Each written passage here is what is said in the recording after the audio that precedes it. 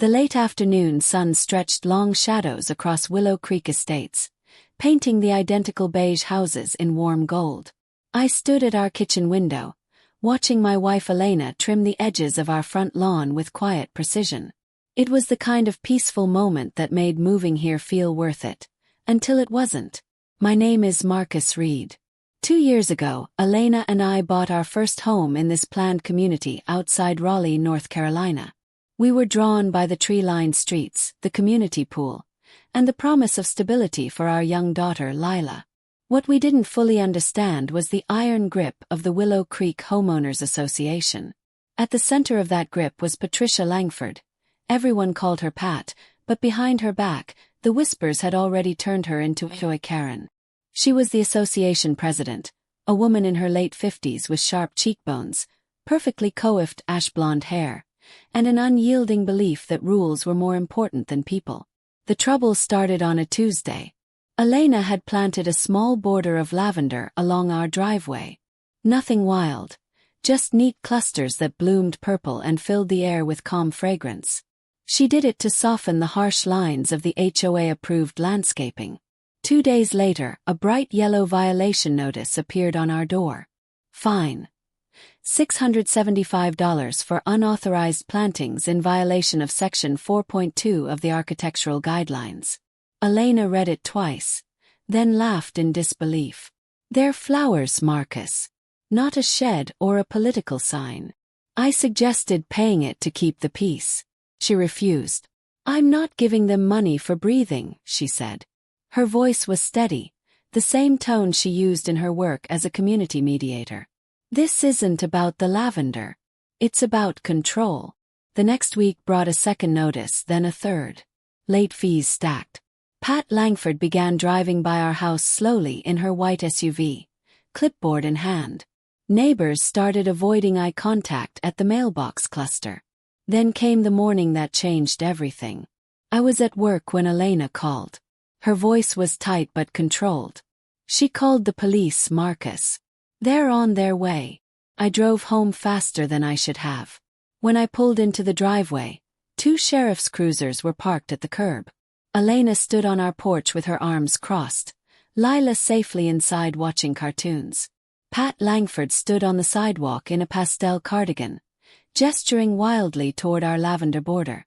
Deputy Ramirez, a calm officer I'd seen at community events, was taking notes. Next to him stood Sheriff Harlan Brooks, a tall, broad-shouldered man with 28 years on the force and the kind of quiet authority that didn't need raising his voice. Pat spotted me and pointed. There. The husband. They're both refusing to comply. This is harassment of the entire neighborhood. Elena's voice remained even. It's flowers, Sheriff. We received no prior warning beyond a vague guideline. I asked for a copy of the specific ordinance they're citing. They never provided it. Pat's face flushed. The guidelines are on the website. Everyone knows. Sheriff Brooks raised a hand. The gesture was polite but final. He turned to Pat.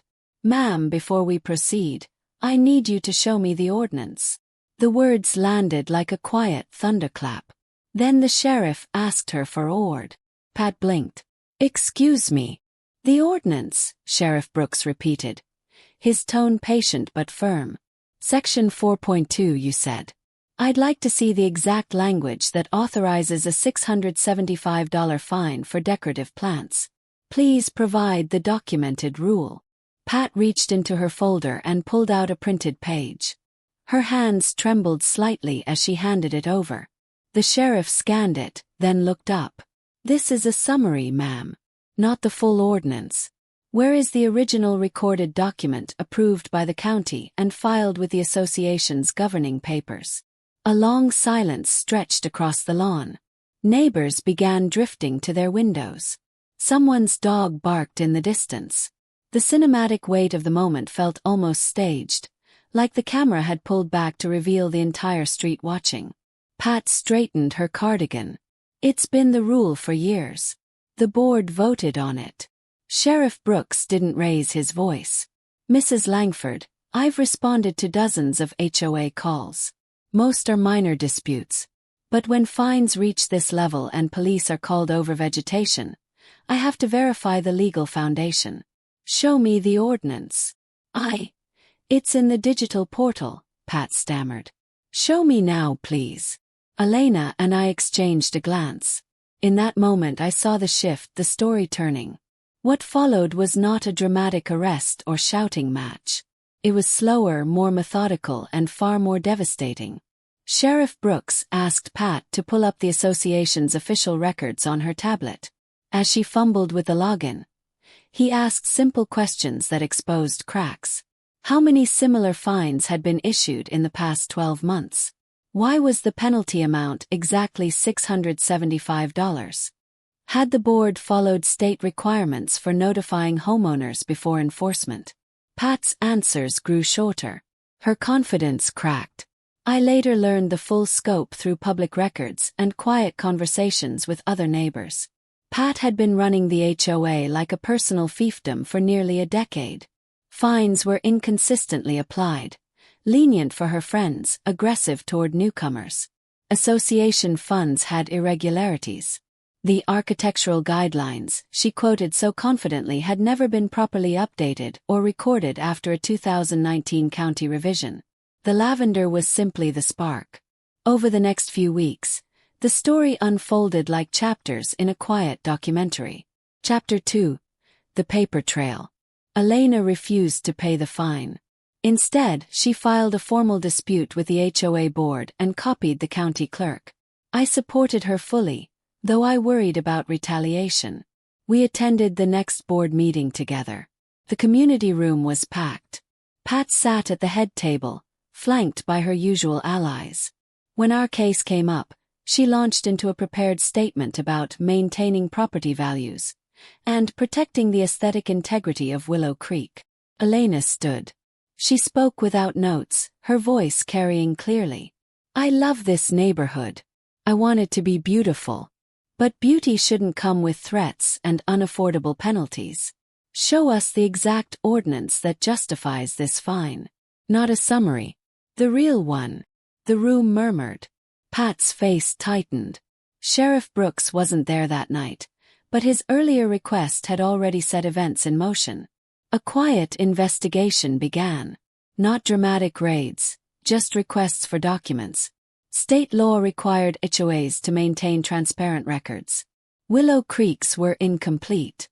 2 months later, a new board election was called after enough residents signed a petition. Pat lost her position by a wide margin. The new president, an engineer named Thomas who had quietly resented the heavy-handedness, initiated a full audit. The audit revealed what many had suspected. Pat had pushed through several large fines without proper documentation. Some funds had been redirected to administrative costs that were never fully explained. Nothing criminal enough for charges, but enough to force resignations and repayment plans. Chapter 3. The Reckoning. One crisp autumn evening, Elena and I sat on our porch. The lavender had grown fuller, thriving despite everything. Lila chased fireflies across the yard. Pat's white SUV drove by slowly.